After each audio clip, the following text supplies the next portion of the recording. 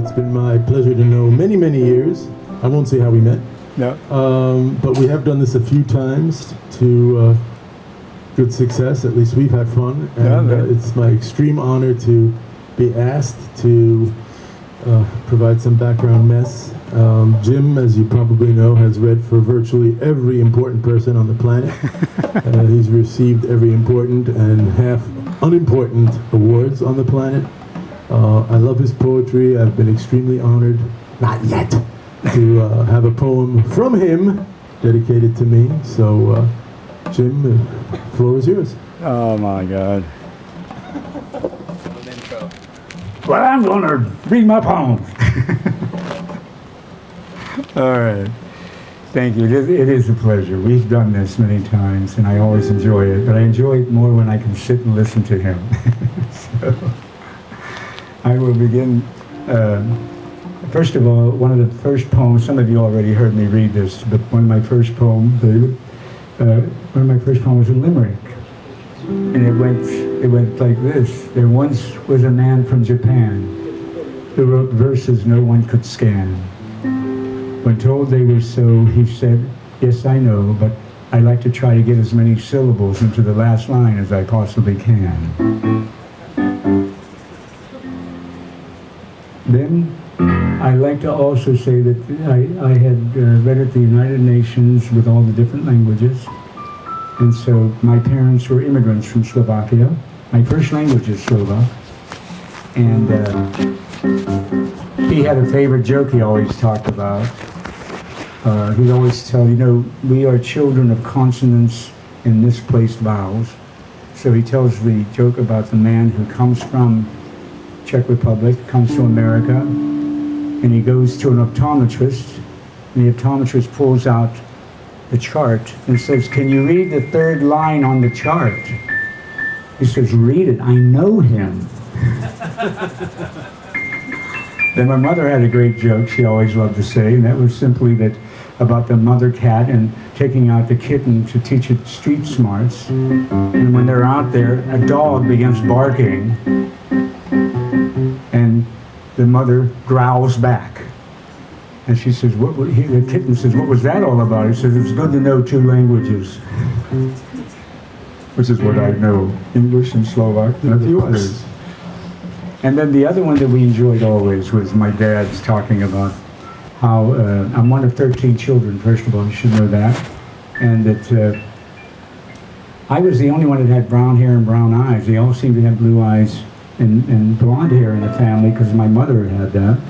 And so the joke around the family is that the joke he liked is that the husband goes to the mother and says, "Is that sixth child truly mine?" She says, "Of course it is." And so 20 years goes by, he asks again, "Is that sixth child truly mine?" "Trust me, of course it is." Celebrating their 50th wedding anniversary. "Tell me the truth, 50 years, is that sixth child mine?" She says, "Darling, trust me, it is." She's on her deathbed, he comes one last time. "Now tell me the truth, you're about to meet your maker. Is that sixth child truly mine?" She says, "Darling, of course it is. The other 5 are not." So, but I'm going to lead with a poem that is close to my heart. It's because it's one of the poems that I wrote when I was at the Lavka, looking out across the river and saw the wall coming down to the water. And I asked the waitress, "What is that?" She says, "Oh, it's Chladovo Z, the Hunger Wall." I wrote a book about the Hunger Wall. It's done very well in this country. And the whole idea of it is that hunger is one of our greatest problems in America with the homeless and the rest. So in writing the poem, sometimes we're too good at watching hunger instead of solving it. It's called The Hunger Wall. After walking to the bridge at Karlova, we found the river where at dusk the swans dipped their beaks into the falls for sanctuary. The trees closed in for shade. We gazed through the willows to the opposite hill, a single light from a room growing thick with sadness. Solemn smoke now cooked the evening meal. We were just about to treat our hunger well when out of sunlight, undeclared, a shaded mass of stone began to stretch its neck along the slope. It would scan the water for a quarter hour. Before the foliage rubbed its throat, some internal hunger now assuaged. For only moments, then again, the impulse thumbed like whalebone on a drum. The poplars began to rustle. A hawk, spiraling like an aspen deep in chatter, betrayed its nest to block the sun. The dam below rose up to boulder water as if to show how easily wars are won. They feed the hunger wall, the waitress points, the fingers in her skirt rubbing coins, her hands are shoring up to feed the past. I don't want the poor to endure me, she said, King Charles said to those he paid, as he watched their faces building borders, hunger for a wall, as she faced the smoldering Vltava River, watching hunger well. You know, it was Virgil who once said, everything that needs to be written must be written. And it was Goethe later comes back and says, yes, everything that needs to be written must be written, but since no one reads it, we must write it again and again. And that's what poetry is, writing it again and again. This one is entitled, It for Each of Us. And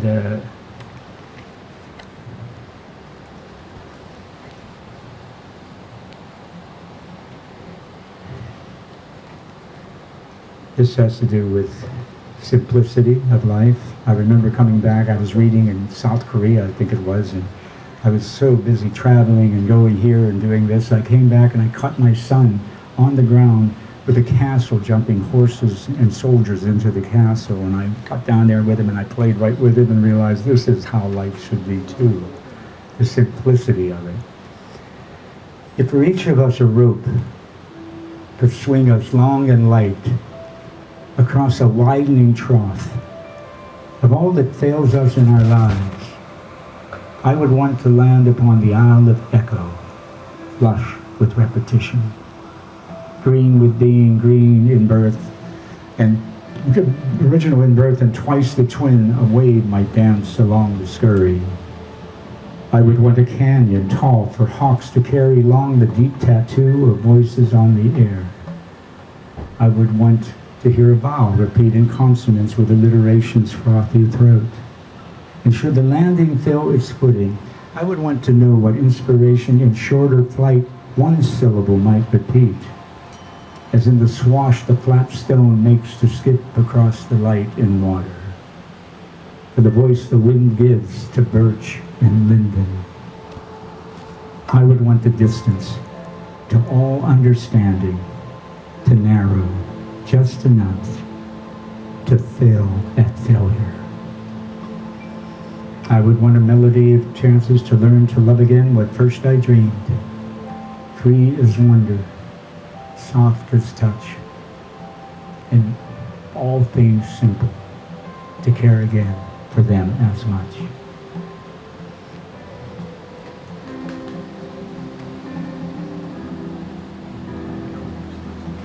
You know, I'm telling my students, I said, you know,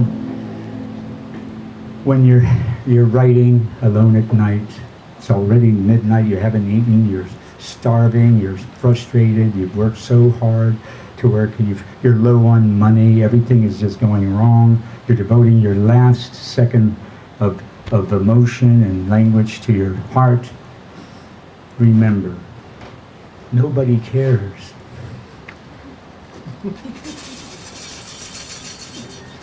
That catches them. This one is entitled Rilke on the Conveyor Belt. Rainer Rilke, one of my favorite poets. Art gives the mind encouragement to survive. And there are three kinds of men, I always like to say. Those who learn by reading, those who learn by observation, and the rest of them have to pee on the electric fence and find out for themselves. Thank you. Rilke on a Conveyor Belt. Now this happened in Los Angeles at LAX. As I came back, I think it was from Moscow, someplace, We were exhausted, we're waiting for our luggage, and when down shot a book by Rilke. A lone book probably fell out of someone's knapsack or luggage somehow, but it came down on the conveyor belt. And I watched the people watching this book go all around. You know, every time we came back, they were looking at the title, see who it was. And I laughed and realized I had to write the poem because it was the first time for most of these people where they were forced to acknowledge literature. Rilke on the conveyor belt at LAX. A rick of pages. It falls hardly noticed into motion. And down the track unspined, it cycles time between a rucksack and laundry. A book no thicker than a wallet or a comb. It was the unworthy carry-on, newly bought, colliding with a carpet bag or steamer on the unlikely navigation into being where it's not. Each passenger has watched it circle more than once, a bold intrusion into the archipelago of things familiar. There's no fixed point of concentration, no laughter, no elation when the eyes dissect the slow descent of baggage into orbit. As if in taking up an arm strap, each handler slews a body to the spars of his shoulder. Had Rilke himself fallen, unbound, lying in the United States, he would have passed unnoticed by the baggage check or porter who failed to think it odd or such a pity to tag him at the lost and found. How many miles had his words trespassed? How many cities alive, unread among so many ports of authority? A gold leaf of art, so grand in the pall of memory, it gives the mind encouragement to survive. Unless, unsung like a soldier's duffel duty bound, fear spreads its tarp along the spine of language.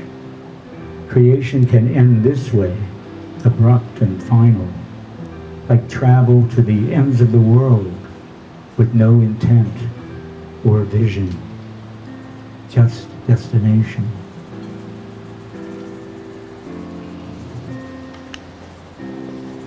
That had a lot to do with banning books, the dangers of that. I know many in here have gone through a very difficult period. I do know that at my own faculty, where I've taught for 25 summers, every summer at Charles University, an incident occurred in December that just gave shock waves to us, not just here in Prague or across the world, but my own daughter and both of them and my son used to come over with me and sit in my classroom in that very building where the young man came in and shot up, and I lost a friend, Linka, who died. And I even know another faculty member who locked himself into stayed into the elevator because he just heard sounds and he wouldn't come out. It was during that time that COVID hit, and I lost my sister to COVID. I lost my nephew. And when I wrote this poem, it's entitled A Good Sky, it seems that no matter how badly things come into our lives, no matter how bad things are, there's always a good sky to look forward to. And that's how I wrote the poem. Especially with that incident even in the faculty. I sent that to so many of my faculty members. A good sky.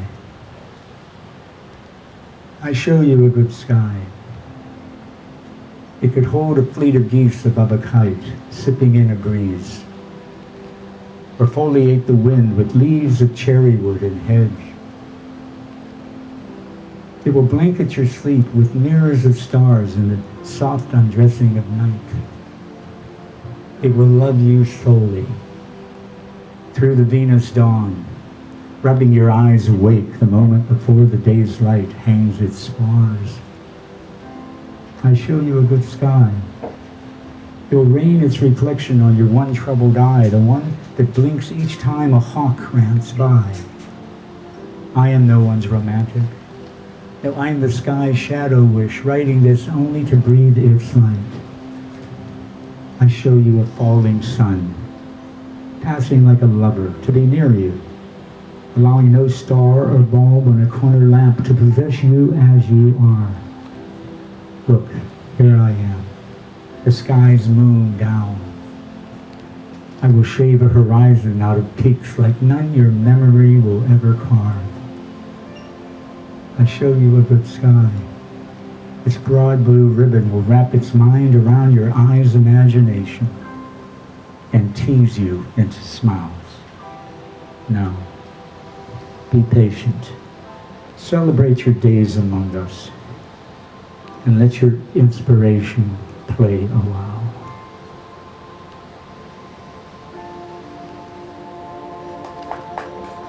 Exactly.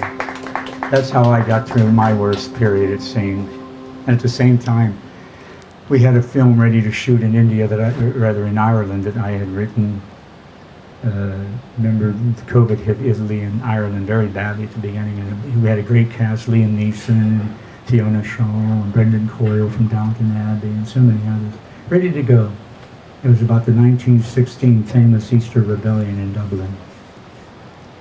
And we couldn't shoot it, and now we're losing Liam Neeson. And with him goes the money. So I'm back here trying to get a co-production or something going through, get that back on track.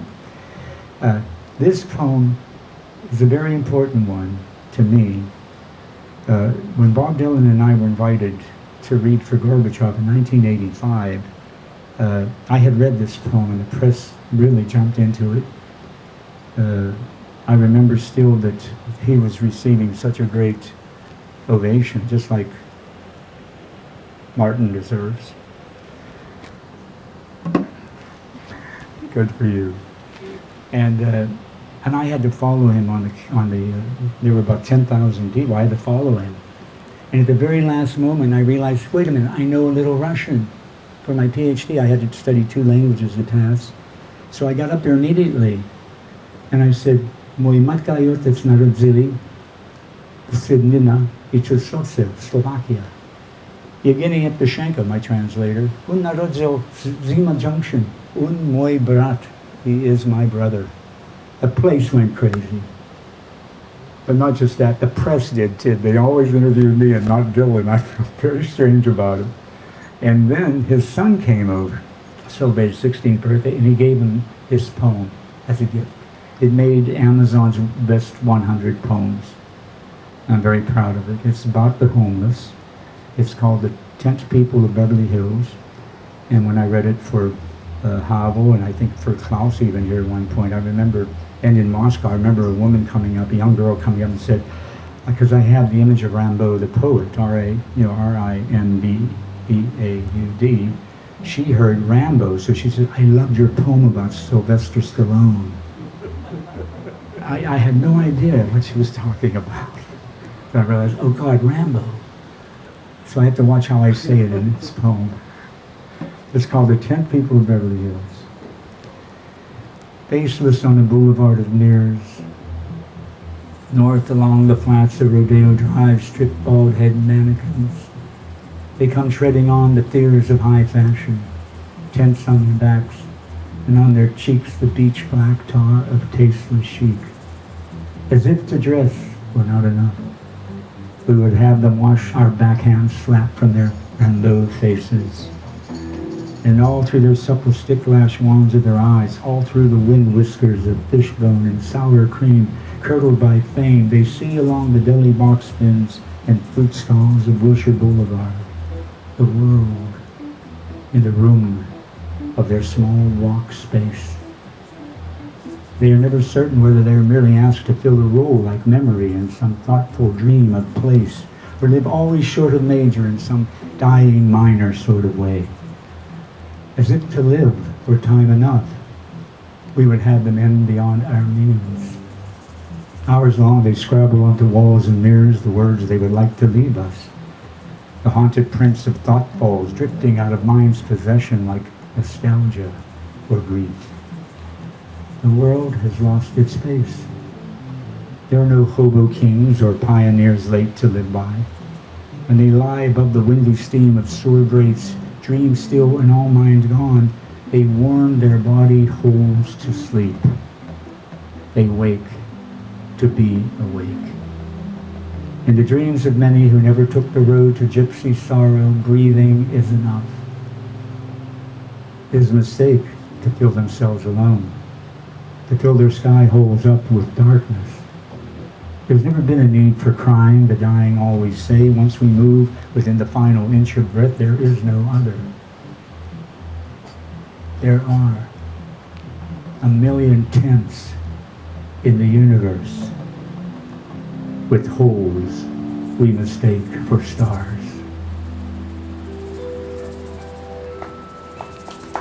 Thanks. I remember seeing a sign in the hotel, Moscow Hotel. I remember this, such miscommunication. We have that going on in the world right now, but I still remember it was across from a Russian Orthodox monastery, and it said, "You are welcome to visit the cemetery where famous Russian and Soviet composers, artists, and writers are buried daily except Thursday." My point, the homeless are buried daily. I still remember we came in late. We came in late in the plane, and we had to go down to the hotel room and check in. And we were trying very hard, Russian and everything, doing what I can, and the woman just kept doing what she did. And finally she looked up and said, "It's not my job, it is hers." So there was we saw what apparatchik really was at that very moment. We moved over here and it's just, okay.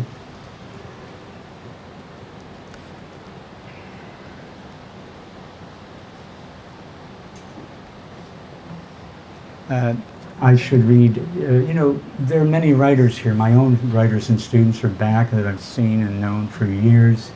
And I always try to explain that rejection is part of acceptance of your poetry. Rejection comes many times before you get that great acceptance.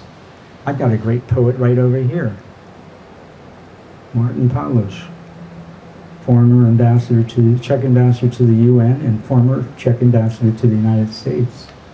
And can he write poetry?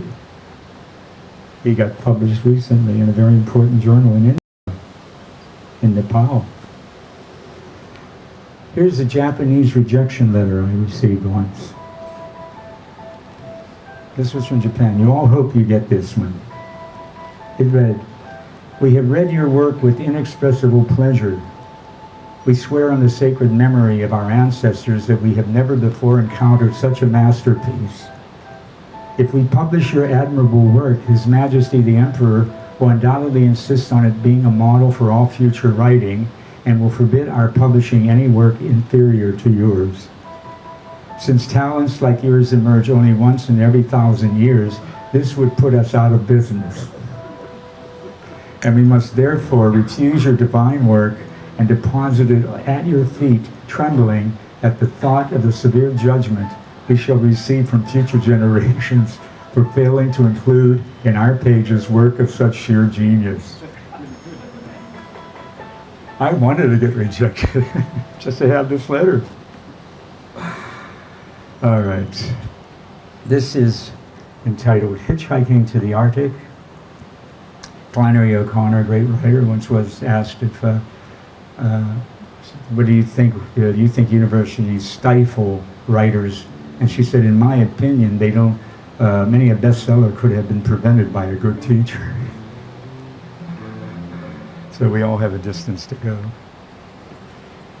Einstein, imagination is more important than intelligence. I love that. If you see an author sitting at the typewriter staring out the window, he's either writing or he's dead. This one won the Emerson Poetry Prize. Waiting for the Bus at Midnight. I was only 21 when I wrote this, and it seemed to win against major writers, so I thought, I was studying pre-med, and I took a professor to tell me you should be writing, especially after this. It's called Waiting for the Bus at Midnight. And this was in Morristown, New Jersey. I remember just waiting and what I witnessed. A lamppost with finger strings. The moon puffs a cloud past Ghosts of Autumn. Slips down in a moment's queue and dusty bottom. Shoes. A moment's queue and kicks its muddy shoes in dusty bottom dry of the night serene. The act begins. A willow tags to the steps, kneeling where the town hall clock whispers sermons to the monk drunk with Sunday talk. Crickets lying in the mist settle to their pillows. Only the car wakes, screaming as the dog wags its tail along the center stripe. Bitterns brag indifference to the star and teenage lead, wearing slacks too tight and dreaming. Who sometimes, when she tiptoes up to meet his tongue, stretches worlds apart, her smile round, hypnotic. She does not hear my breathing, but lifts her line so boldly, and bow-tressed windows, like tramps crippled by the cold, see the silhouette of forms at rest, yet do not see the swoon that staggers through the sweat of her breast. I strain to watch the drama hands unfold and kiss her neck, its naked moles like speckled dunes or shadows stippled on the moon, while he, flipping a coin, heads and tails, saddles the bench like Brando, vacant, and overplays the role. I should tell you that I worked on The Godfather. I was a production assistant on The Godfather, so I had to put that image in there. Al Ruddy, who produced it, would always introduce me in the office as, we have a poet and a doctor, Ph.D. in here. So Brando always called me Doc. Hey Doc, come here, sit. And I loved it. I don't think he ever knew my name. This one is new. It was just published in the Irish Times. It's called The Weight of an Umbrella. Before its slick vinyl could wing its carapace out above the body's width of shoulders, before the tin ribs could arch to challenge the air, it had displaced in the sudden lift of sky. Before the knobbed handle could power up the palm's easy grip of manipulation to deflect the assault of an Arctic wind or the full force of a child's fisted sword, it had been a thing of furniture, hanging as adornment off the carved oak stair, or the hook of a hat tree rack. Before I could legislate the crowning of a cap on the hard breathing of my balding scalp, it had grown to be a thing of need, like a walking cane or a tent restraining the elements of a cloud's quick temper. It had never denied its role in knowing what history of wind or sun it had rejected, what weight in swallowed drops it had to pay to save the ground from the deep soak of rime. You would think it might find a greater need than saving such a brainless head as mine.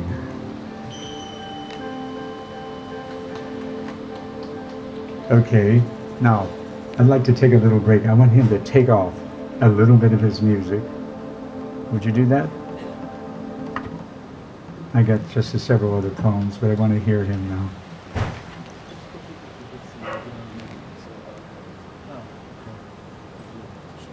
All right, this is, there's a problem with this song because I can't sing, but maybe the dog will do it. But I picked this one, Jim, for us. All right, good. For our generation. And it's an interpretation that we do with the boys. A three-man jam. Good. See if I can do it. And it's kind of an instrumental, and I make it up as we go along.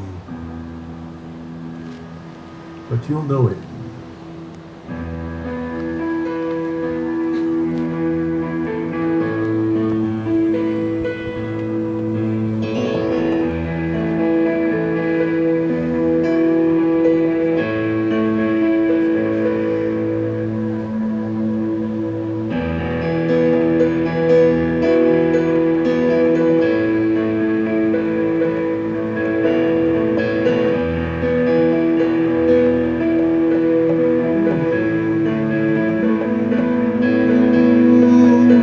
Something happening here.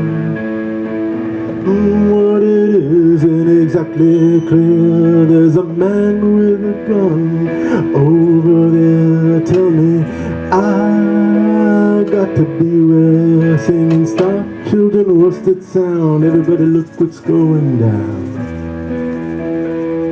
Kent State.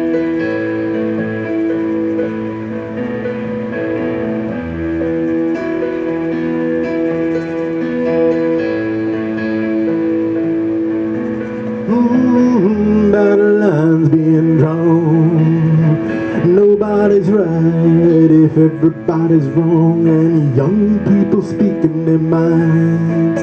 Getting so much resistance from behind. Stop children, what's the sound? Everybody look what's going down.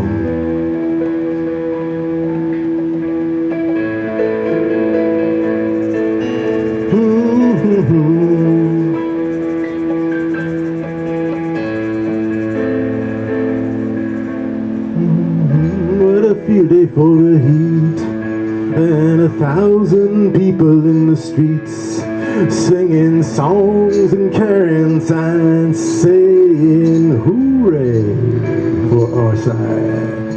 Stop children, what's that sound? Everybody look what's going down. Stop children, what's that sound? Everybody look what's going down.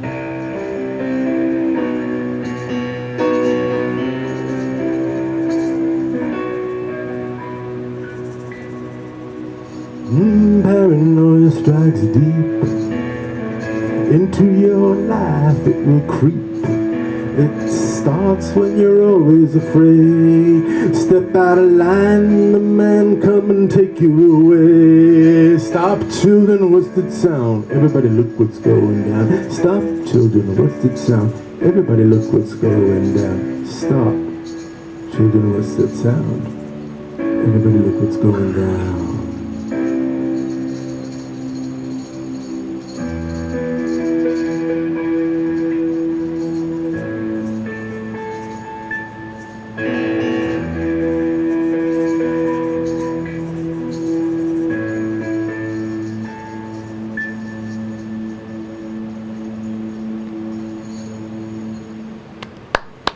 That's one from our college days. That's right.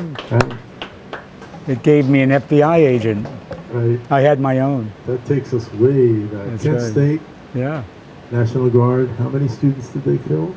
Oh, like there were 6 I know that 6 were. or something. Yeah. But I was a speaker. I was a leader on our campus. We were protesting the Vietnam War. We were protesting many things. But I still remember I had to go up and speak. And I was just leaving when it came on the news that they had killed these students, and I realized we had the same National Guard at Ohio University where I was going, and I thought, this could be my last day. And yet we all still went up, and when we did it, we went out and talked, and we got people, and the world changed. I still remember also watching the film Easy Rider, and when they killed Nicholson's character, everybody went crazy. Especially when they were driving at the very last shot of the film and they turned back to go get Peter Fonda and the rest. You know, they were shooting it, they shot them on the way. The place was screaming and yelling at the screen. They ran out into the streets, and there was a huge riot on our campus. That was that same day. I remember coming through the campus and getting up to my department, into the English department, and just waiting and watching all the tear gas and everything going on. And from that point on, I had my own. Because I was very active, I had my own FBI agent I had to report to for years. I mean, when I was here, when the Russians invaded, and I was put under house arrest even here, it just follows me. Both my daughters think I'm CIA. They're convinced I'm CIA. I would like to call somebody up here right now, a very special guest and person, Martin Palush. Would you like to come up and read a poem? Yes, you must. Professional, quite like you are. No, yes, you are. You're more professional. You just sort of ran a country here, I think. And do you think should it be in English or Czech? Should it be in English or Czech? How about Czech? Should he read in English or Czech? I said Czech. Yeah, because Yes. maybe you want to read this in English. That's all. Oh, great. I'll read it in English, and he's going to read it in Czech. I Okay. can then read something in Czech. Okay. Are you going to come up, or do you want me to turn this towards you? Okay, come on up. Come up. Yeah. This means a lot because he did do a wonderful poem that I got published in Nepal and India that he had written. And he was worried that he didn't write poetry, and he writes it. From time to time. Go ahead. But if you can read this one, Okay, it's a Prague. I'll read it. You want me to read it first? No, Do you it read in yours. English, and I will read 3 other poems in Czech. Okay, all right. This is a poem. It's called, oh yes, I love this one. This is called The Czech Kissing Festival on Pitchen Hill with Faust. With Faust, I love this one. Faust only incites trouble. The angel beats on the bars. So open up the gate instantly, you bastard. The guardian of souls shouts at the devil at hell's gate, threatening him with a crossbow. A flyweight, Satan pumps his muscles as if to provoke a confrontation. The scholar, Dr. Faust, remains indifferent to the challenge of the young man in a toga with a gatekeeper clad in velvet, as though such fights between good and evil barely draw his interest. He had good reason for betraying Margaret, and even now reserves a preference for science and for exotic women. Despite the encounter underground, another duel between good and evil thrives each year on Pitchen Hill, without the bane of such insults. It is the 1st of May, a time of seduction, a time for what once was, but has gone now, to hell, and is preserved under cover. Russian voyeurs who stormed the lookout tower now occupy it, and Dutchmen have flown into the mirror maze. The Czech kissing honeymoon is celebrated at the Macha statue, a site for pagan gods where girls dance in the bushes with peacock feathers sprouting above their heads, while crude boys amuse themselves with prurient tales, and yet it's still not obscene enough to spite the priest as they shag the girls to appease the spirit of tradition. And that, without further ado, is the way of it in Prague. Each and every May. Please don't begrudge us, Your Holiness. It's simply that the animals who trespass here, to put it succinctly, lack all moral conviction. Their souls rot, wet as swine.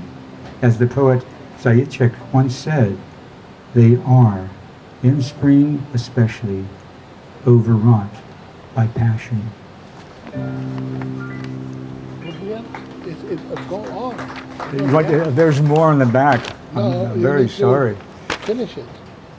I thought that was the No, end. you haven't finished it. That had such a great It's ending. very important. Oh, you forgot to give me the other page.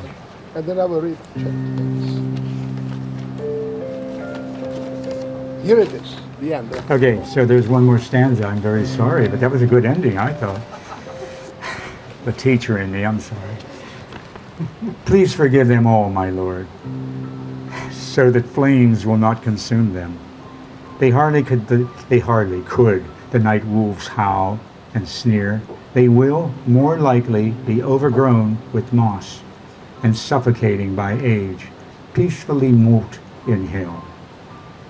It was the 1st of May, a time of love. Or it was not. How do you see it, Heineck, Willem, Janella? That's the end. Thank you. And it says, translated James Ragan.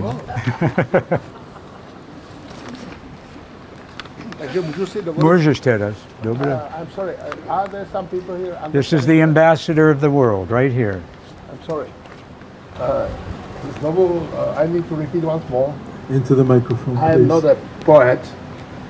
From time to time I have some reason to write something. And I'm deeply grateful that this professional man has taken my efforts with certain understanding. And we have had a beautiful conversation over the years. Oh, yeah. And by the way, being an American Slovak, that's something today because Czechs and Slovaks have very many things together, but at the same time they are different. Yes. And these differences matter too, and we need to think about that. But anyways, dovoluju se vám teda říct 3 české básničky, které mě nedávno napadly. Masopis. Když už básně, ať zní jasně. Co je ve mně, však chrčí temně. Chtělo by to kompromis. Jasně temný, temně jasný masopis. A teď ještě, že tu máme můzy. Co je na básních zvláštní? Že se vlastně neví, komu patří autorská práva, která se k ním pojí. Je to básník, jejich lidský tvůrce? A nebo jsou to můzy, dcery hromotřesa, který na lidskou čelátku své hrůzy sice občas pouští, ale zároveň je jejich prostřednictvím chlácholí a utěšuje. A zde je jeho vzkaz, jehož se takto od něj lidem dostává. Jsem to stále já, kdo vám posílá dar řeči a s ním i svobodu se vyjadřovat. Nebýt jeho, vládli by na vašich agorách samí syčáci a jejich keci. Poslední slovo by neměl můj božský rozum, ale rozplizný, měňavkový blábol, který oni šíří. Pokrm, jimž se sytí smrtelníci pracující do úmoru, chtějí se tak zapomenout, že k přemýšlení jim už mnoho času nezbývá. A teď poslední kuchařův splín. Tma za okny, ruce u plotny, vůně masa, které se v troubě peče. Řeč stojí, čas se vleče a od otázek, co duši trápí, kuchař, i kdyby přemýšlel jak o závod, tak stejně neuteče. Došlo mu všechno. Mouka, sůl, cukr, myšlenky i slova. Jen pot mu z čela teče. Tíha světa na něj padá, myslí na smrt a má srdeční křeče.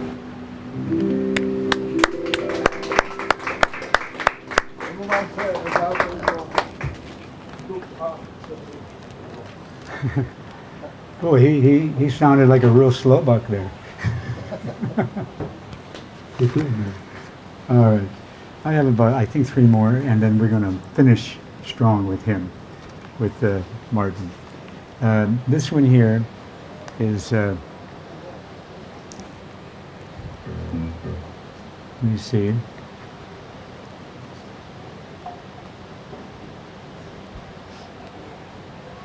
This is called Swan Upping on the Vltava.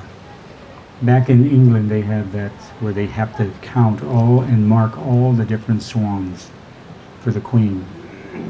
So I wrote this poem. Matter of fact, we just had a bevy of swans down there on the island this 2 days ago. Couldn't believe it. They were up on the, walking around us, and we were taking photos.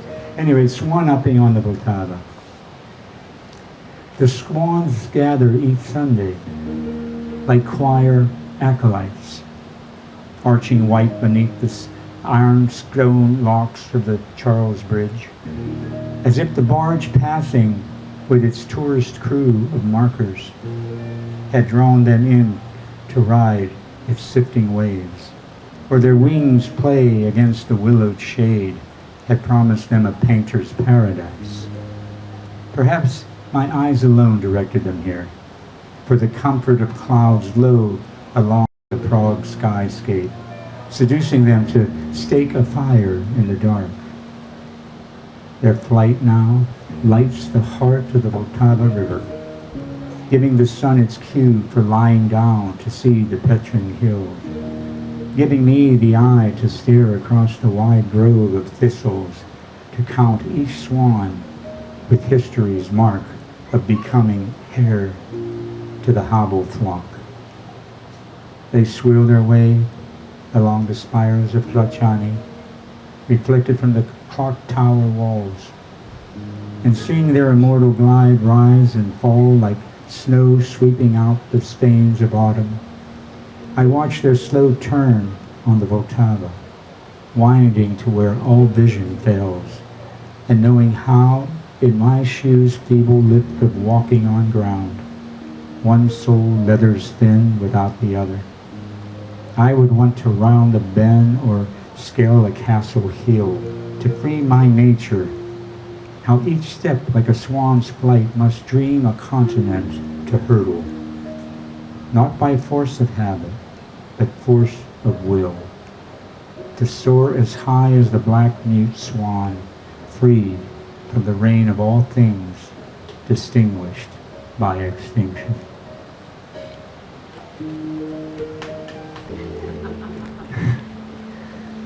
Sometimes, and there's the marker right there for Deborah. Sometimes, and only if one dreams as little of snow or of crows and branches, and more of the woman who has come softly to you, raising a brow toward a door behind which a child crooks an arm above a sleeping eye. The image will turn to aureoles of dawn, gold, rose, vermilion, each in their own language. Sometimes, and only if it seems so little of the night has scuttered back into its cup, the word blue, like a runner out of breath, will fade unfurled into a cheap-jack strip along a flag no longer striped, and spread its satin palms face up into sunlight for only the sky of her smile. And sometimes, and only in spring, a dove from the river's soft veil of lilies will fly as close to you as trust, and a calm in the great reds of autumn will, as often as you need, lie down beside you, raising a brow you've known above the eyes of the only woman you will ever have a need to dream or touch.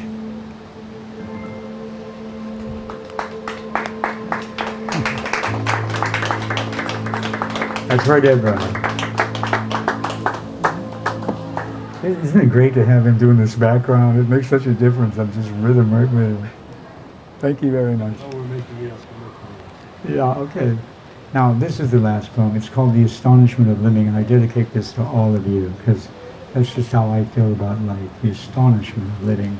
And I wrote this for both of my daughters. I'm fond of telling everybody that knows me that I had two daughters about this age who own me. They own me. I don't have a chance. And they grew up and they still own me. Tara and Mara. So this was written for them, The Power of Dreams, and it's called The Astonishment of Living. Emile Zola said, I am an artist. I am here to live out loud. And these girls taught me that every day. I saw beneath the spreading elm two talking girls weaving rainbows in their eyes. I saw their lives on opposite sides of the river, filled up their buckets to the falls. Every drop was bathed in the fragrant shawls of eglantine. Every leaf and wind rising up to comb each branch sent a whisper out along the slope. Let go.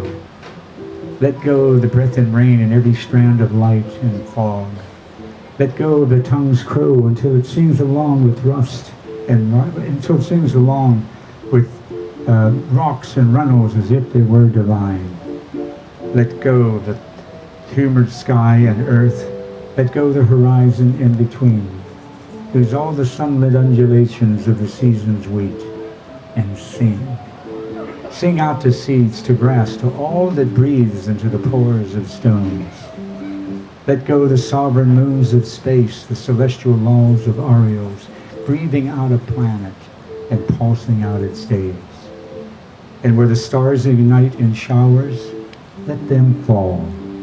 Recite the moment's song that tomorrow wind will bring in squalls. Free the century's melody as you are line or burden down a well. Recite. I'm sorry, it brings, I think of them when I write this poem. Allow the astonishment of living, one reed or willow, feeding swallows through a hungry night, until they weary of elation. Let all buckets fill, all loss be light.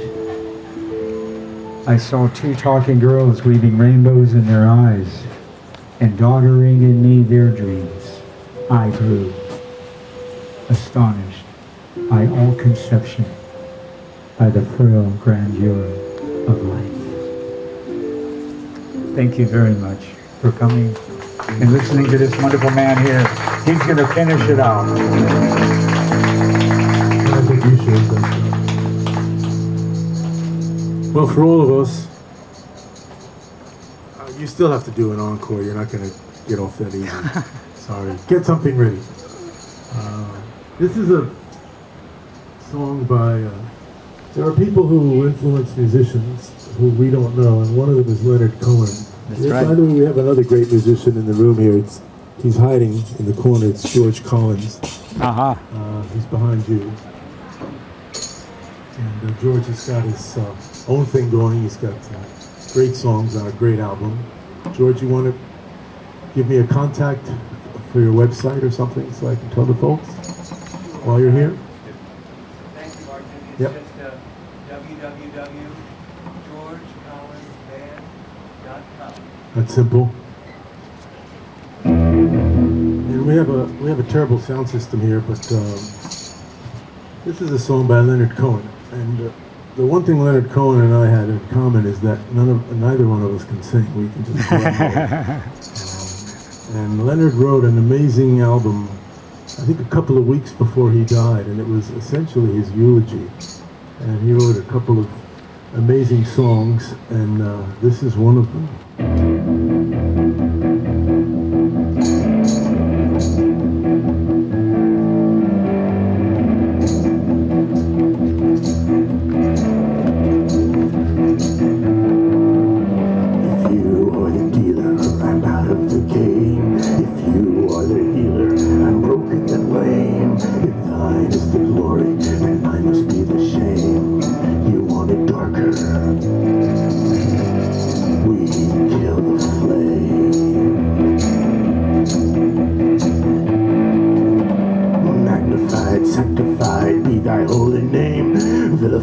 Crucified in the human frame, a million candles burning for the hell that never came.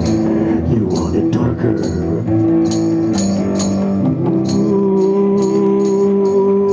Ooh, nay, I'm ready, my lord.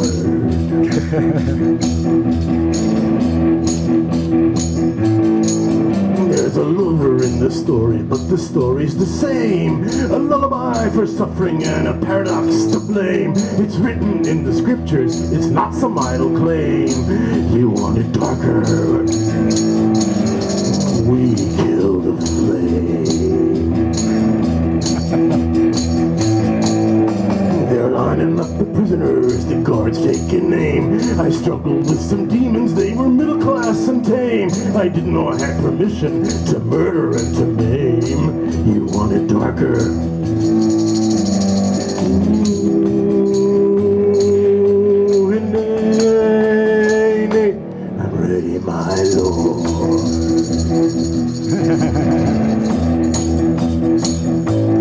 I'm ready, my lord.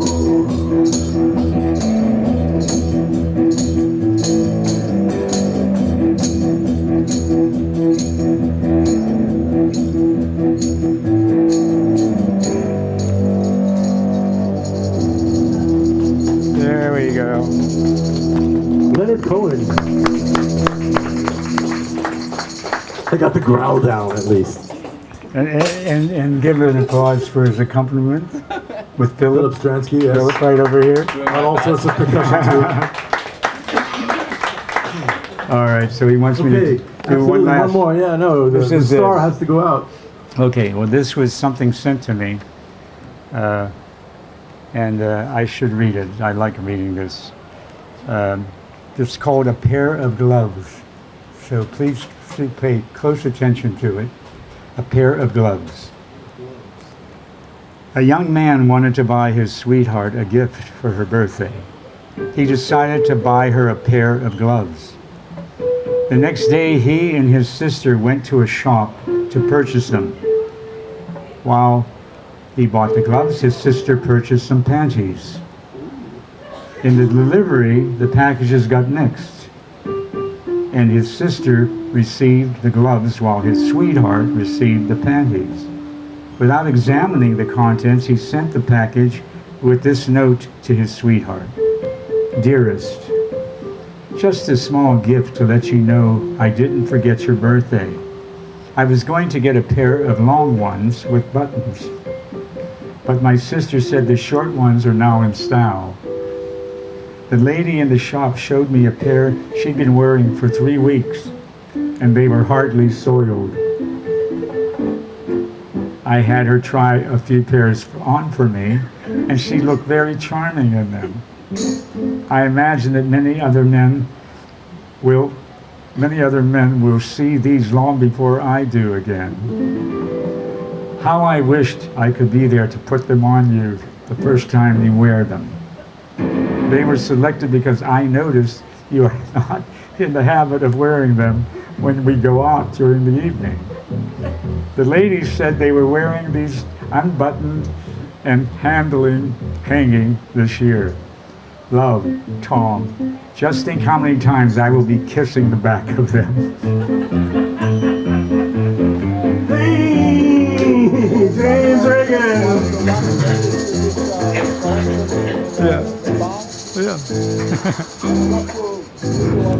Okay.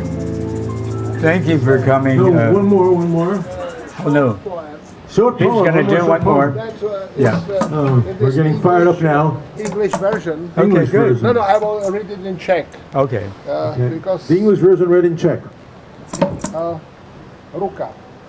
Hand. Na zádech, když cítím, Microphone, na please. zádech, když cítím ruku, jak mě hladí, po ramenou tančí, tak mi dobře je. To přišel můj milý, brzy mě obejme, moje tělo schladlí, svou něhou zahřeje.